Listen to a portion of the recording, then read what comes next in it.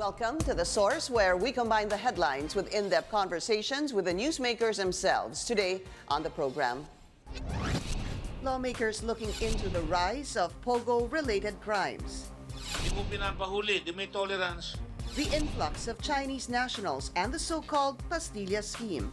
Sana naman ay i-acknowledge ito at aksyonan ng mga appropriate offices sa loob ng executive. And the entry of millions of dirty money into the country. They're bringing in money. Hinanap ba natin yung pera kung saan dinala? House Minority Leader Bienvenido Abante and House Committee on Defense Vice Chairperson Ruffy Biazon join us live.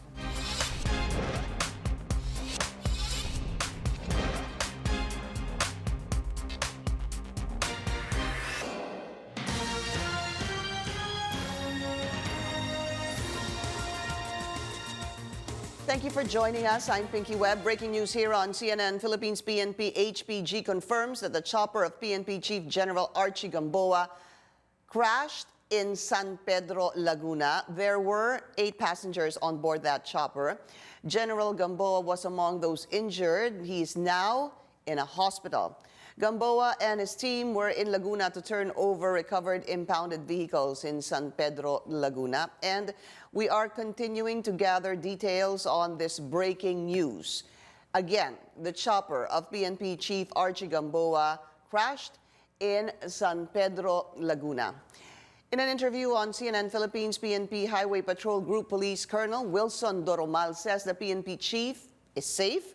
He also explains some of the reasons of the crash. Kasi po itong yung field na helipad namin na medyo pag-flight niya, nag-zero visibility po ma'am. Ngayon, yung chopper, talagang sobrang alikabok po, zero visibility. Tumama po sa wire. Yun po yung reasons po kaya bumaksak po yung ating chopper. So again, that was the reason for the crashing of that helicopter. There was zero visibility, and apparently it caught some wire while they were on air. We will give you more information. We're gathering more information, and we'll give them to you as soon as they become available to us. Meanwhile, lawmakers investigating the whys and hows of almost $500 million being brought into the country by Chinese nationals. The Senate Blue Ribbon Committee will also look into the rise of criminality being traced to Philippine offshore gaming operations in the country. The inquiry comes after the revelation of the alleged pastillas bribery scheme in the Immigration Bureau involving Chinese nationals in exchange for VIP treatment. Malacanang says that the president can shut down POGO operations if anomalies and controversies will not be addressed. Let's go straight to the sources of the story. We have House Minority Leader Bienvenido Abante and House Committee on Defense Vice Chairperson Ruffy Biazon. Congressman, maraming salamat. Thank you for joining me here. Good morning. Good morning. So, the Senate Blue Ribbon Committee hearing is today on money laundering, crimes, and other nefarious activities associated with POGOs. I can imagine how big the scope will be. I wanted to find out, has there been any inquiry at the House of Representatives, Congressman Abante? Well, there was about 2 weeks ago sa Games and Amusement Committee. And in fact, about a month ago, when we had the inquiry, we invited BIR and BI and the NBI. But the answers were very, they're not very convincing. I feel that, for example, like when the PAGCOR says that there are about 60 POGO online gaming that's legal, no? That they gave licenses to, sir. Yeah, but the NBI admitted that there are more than 100 that's not legal. So there's corruption in it, very much. So there has been a hearing 2 weeks Yes. ago. This is by the Games and Amusement. Yes, yes. Okay, Now we're waiting for the hearing that will be conducted by the Committee on Labor. The resolution that we filed, kami yung mga authors niyan, since September of 2019. And this is questioning what, Congressman Biazon? We want to look into the background of POGOs and, of course, the implications on certain issues. Like, for example, I'm concerned really on the implication on national security. We've had this concern since early in the 18th Congress. So right now, issues are piling up. Initially, our only concern was the impact on the location of those POGOs in relation to national security. And now? The communities that are building up in different cities. And now we have this issue on the immigration, money laundering, et cetera, et cetera. And of course, the incidents of crime committed by Chinese nationals. So, if I were to ask you both, how concerned are you about the POGO industry in the country right now?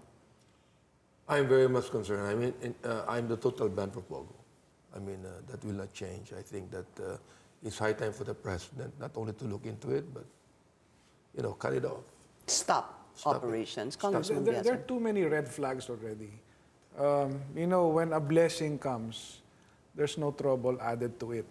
So I don't think this is a blessing because too many troubles coming in. But aren't even you, I don't know if I'm pinning the blame on lawmakers, but it took you quite a while to look into this as well. Well, Please correct me if I'm probably wrong. as an institution, but individual lawmakers have been calling for a review. As I mentioned, as early as September, even earlier. But that would be issues September of were- 2019. Yes, 18th Congress when we opened. I see. The issues are there. It's quite obvious that we really should review this policy of having the POGOs. Or maybe let me shift the attention not to lawmakers, but I also have my attention on the lawmakers, but also to the agencies who are supposed to be involved. Congressmen, are they taking their sweet time to look into this? Nagtatagal ho ba to find solutions to the many problems? And I will enumerate them one by one later. So I remember Andrea Domingo saying that there's no corruption in POGO because the players are not in the country. Sabi ko, any kind of gambling, whether it be in the country or not, there's corruption. And I said, how about the influx of the Chinese workers in the country? Are they paying taxes? Okay.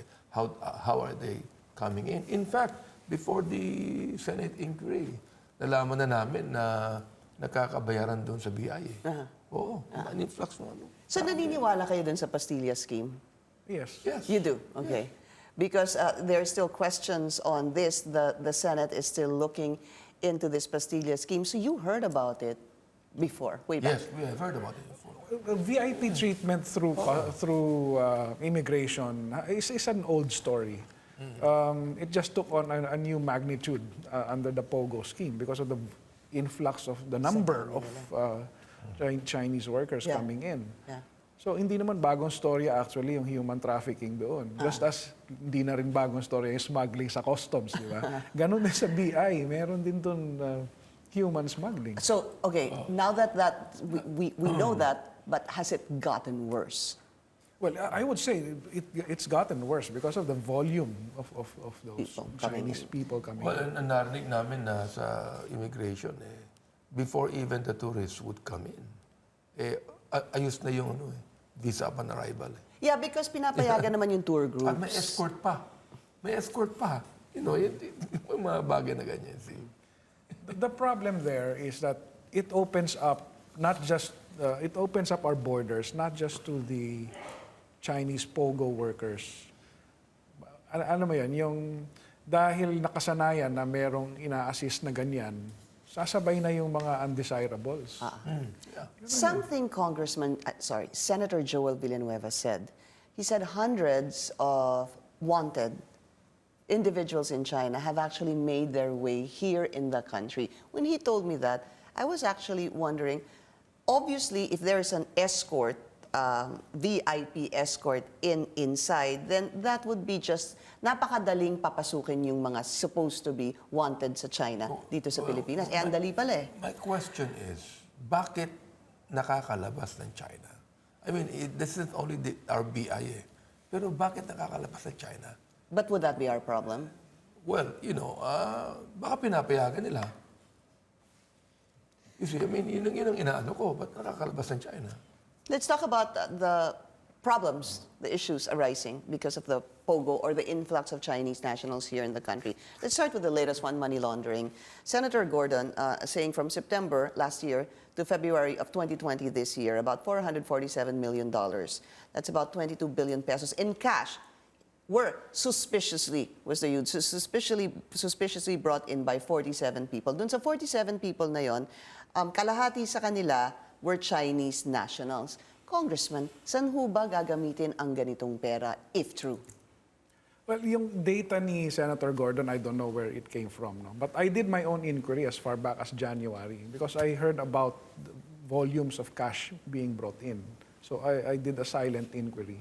The data that I got, there were several names, but there were only 2 Chinese names in the data that I got. Pero ganun pa rin yun, big amounts of money.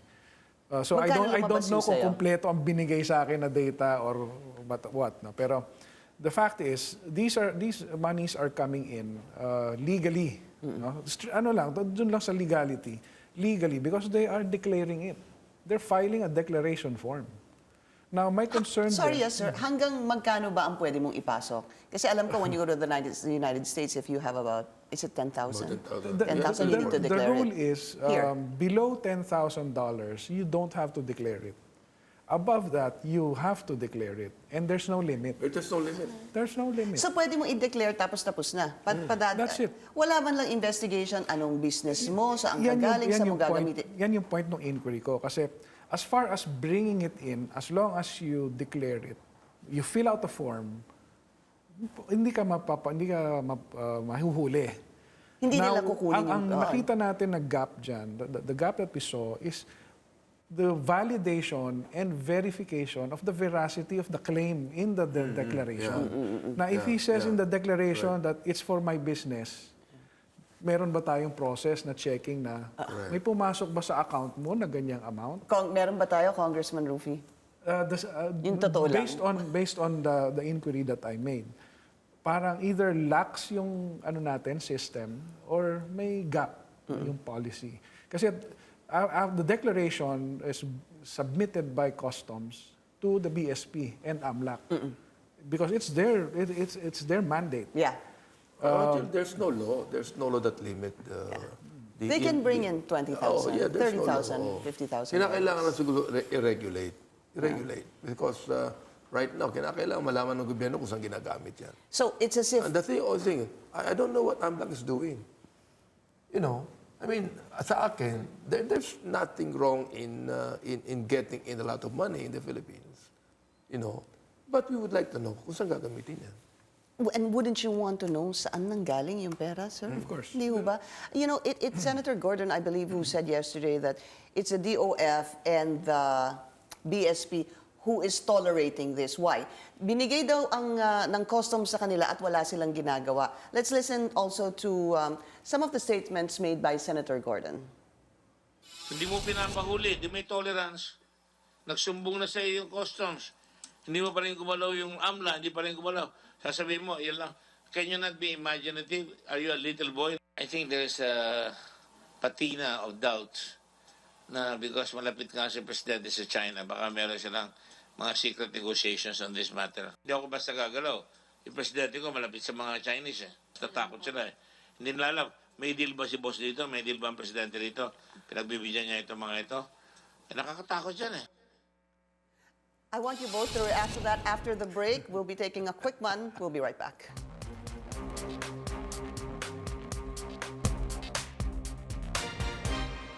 You're watching The Source on CNN Philippines. We have breaking news here. PNP HPG confirms that the chopper of PNP Chief General Archie Gamboa has crashed in San Pedro, Laguna. There were 8 passengers on board that chopper. General Gamboa was among those injured. And latest reports say he's now in Asian Hospital in Muntinlupa. Gamboa and his team were in Laguna to turn over recovered impounded vehicles in the area. Let's now speak to Police Lieutenant Colonel Chitadel Gawiran, Laguna Police spokesperson. Sir, magandang umaga po sa inyo. Magandang umaga po, ma'am. Ma'am, sorry. Vicky Webb, magandang umaga po. Opo, ma'am. Thank you for joining us, ma'am. Ano hong latest? Yes, ma'am. based po dun sa initial investigation po natin, there were 8 passengers po ng chopper. So, sakay po nun ang ating pong Chief PNP, si Chief PIO po, Police Brigadier General Banak, Major General John Vic Ramos, Major General Mariel Magaway, and then yung isa pong aide ni Chief PNP, and then 3 po ng crew po ng chopper. At 3 ang crew ng chopper. Yes po. Okay. At ang sinabi niyo po, so 1, 2, 3, 4, 5 po yung kasama Officers na... po. Yep. 5 officers pa, and then 3 pong chopper crew, isang piloto pa, and 2 pong crew. Ma'am, ang una po naming nabalitaan, nangyari daw itong insidente dahil daw nagkaroon ng zero visibility at tumama daw sa kable yung chopper. Is that something you can confirm to us? Yes, ma'am. Actually, ma'am, nasa site po ako nung during the activity. And medyo, yung area po talaga, medyo maano po siya. Yung buhangin po. Actually, nung bumaba po yung chopper, talaga pong zero visibility po. Medyo maalikabok ho. And then, nung natapos na po yung activity, so, nung umangat po ulit yung chopper, yun din po, zero visibility. And based po sa account ng nakausap po natin is, dito po nag-crash sa pavemented portion, dito na po sa kalsada. Nakikita po namin, ma'am. Opo. Opo. Yes po. So, doon na po, tinamaan po yung isang kable ng kuryente. Opo. So, doon po, after po nun, doon na po nagkasa sa kalsada, sa tabi po ng Laperal compound. Aha. So, ang nangyari po ay nag-turn over sila ng mga sasakyan, di ho ba? Tapos, Mga ano po, yung mga impounded po ng HPG, premisan po dito po sa Laperal compound. So, after po noon, nagkaroon po ng press briefing, and then after that, umalis na po kasi actually po may activity pa po si Chief PNP sa Pro 4A. So, yung command visit po niya.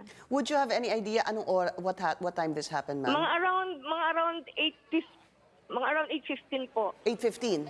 Opo, yung mga ganun po. Ano pong maibabahagi niyo sa amin hinggil sa kalagayan ng 5 pasahero at 3 crew? Right now po, wala pa po akong update kung ano na po ang status po nila. Initially, naidala po sila sa Westlake Hospital dito sa Pasita, but di ko na po alam kung baka po nalipat na rin po sila.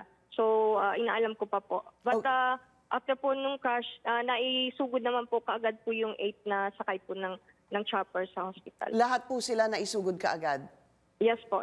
Okay. Maraming salamat po sa inyo, Police Lieutenant Colonel Chito Del Gawiran, Laguna Police Spokesperson. Thank you po, ma'am. Thank you din po, ma'am. Thank Okay, you po. so let's go back to the studio. Very unfortunate incident, ano? We just have to talk about that. And dinala na ata si PNP Chief Kong sa Muntinlupa, sa Asian Hospital sa Muntinlupa. So anyway, let's go back to our discussion here on the POGO industry. My question was, a reaction to what Senator Gordon said. Basically, he said that masyado atang malapit ang Pangulo sa China and posibleng kaya ito nangyari sa atin. What are your thoughts on that? Is that it? Yeah. Sa akin, it might be. So, kasi pwede naman nilang ilagay sa Grand Cayman Island yan na walang question, di ba? But why here, no? So, sa palagay ko, with all of this money coming in from mainland China, there's something wrong with it. I don't think that there's anything right with that. That ought to be investigated. Are you seeing any positive on this? Positive. Anything positive? Siguro, anything we gain from... Well, the thing is, sabi ko nga, if you get money in the Philippines, that would be some gains because it will be used in the country, di ba? Pero ako sa akin, I don't know, pero I don't think that there's anything right about this, even if we will gain somehow. I don't think the country is gaining. The country is losing with all the issues. Kasi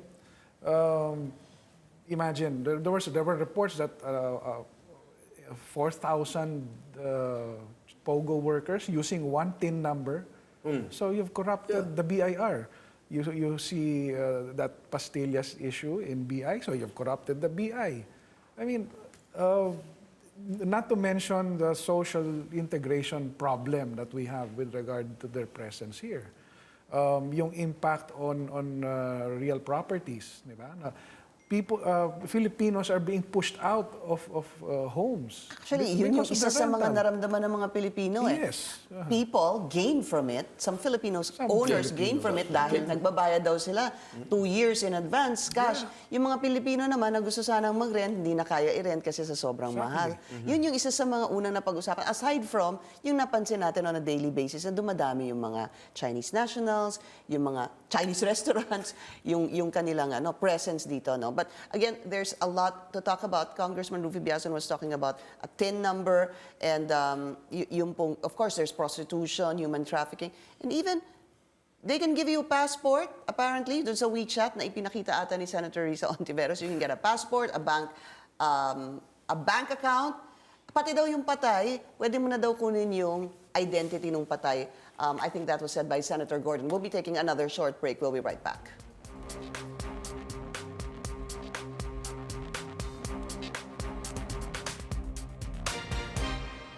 You're watching The Source on CNN Philippines. Our guests today, Congressmen Bienvenido, Abante, and Ruffy Biazon. I want to bring in something you said a while ago, Congressman Ruffy, yung sa iyong pag-iimbestiga. Sabi mo, may isang tao, ikaw na magkwento, sir, para lang maintindihan natin better.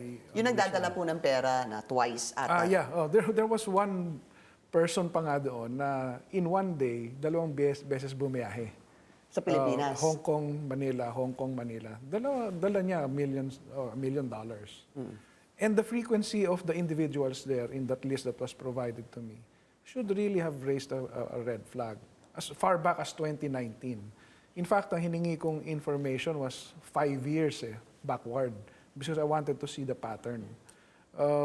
Doon pa lang dapat nagkaroon ng red flags. Although current law, the setup of the law and the processes, merong gap kaya hindi nakaka-capture yung hindi na investigate further. Because you're saying that pwedeng magpasok ng pera and you don't need to investigate this. Number one, pwede ka magpasok ng pera, walang limit.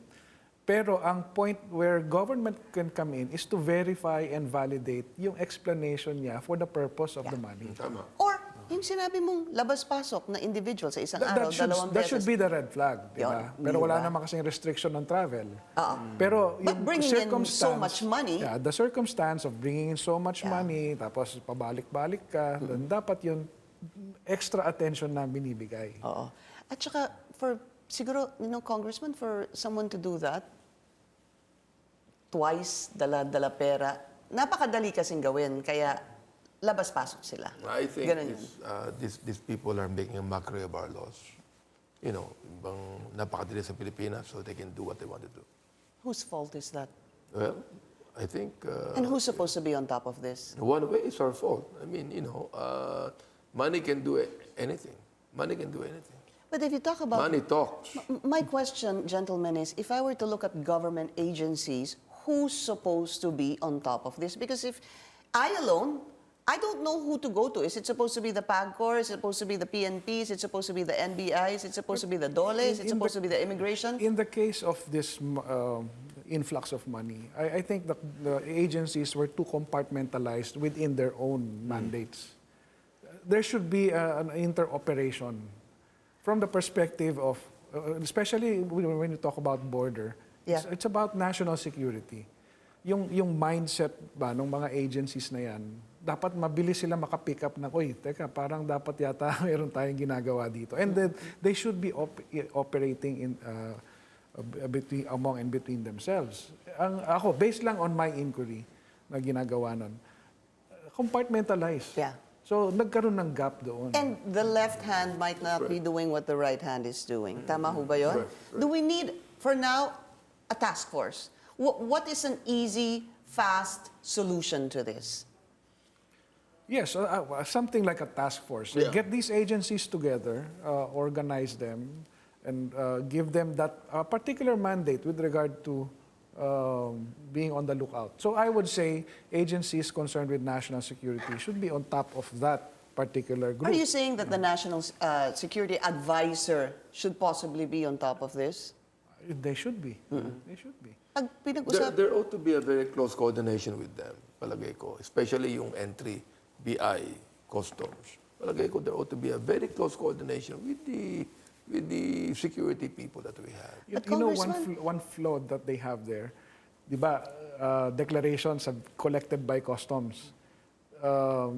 Ang submission niya dun sa AMLAC takes about a month. bakit ganun katagal? Kasi Because they're collating it. collating the But data. maybe that should be and then done every week. Transmitted. And then the transmittal itself, it's within a period of 10 days. Right. So ang suggestion ko nga nung... Dapat siguro may AMLAC dun sa That's airport. one of the suggestions. Hindi ho ba? Pero ako naman, ang suggestion ko, use technology. I mean, put up a Computerized, system, a yeah. computerized system Yeah. linking all those agencies together. To be clear again, do you want the POGOs out? Out. To me, it's out. Thank you to Congressman Bienvenido Abante and Ruffy Biazon. Thank you, gentlemen. Thank you for joining us here on The Source. I'm Pinky Webb. You're watching CNN Philippines.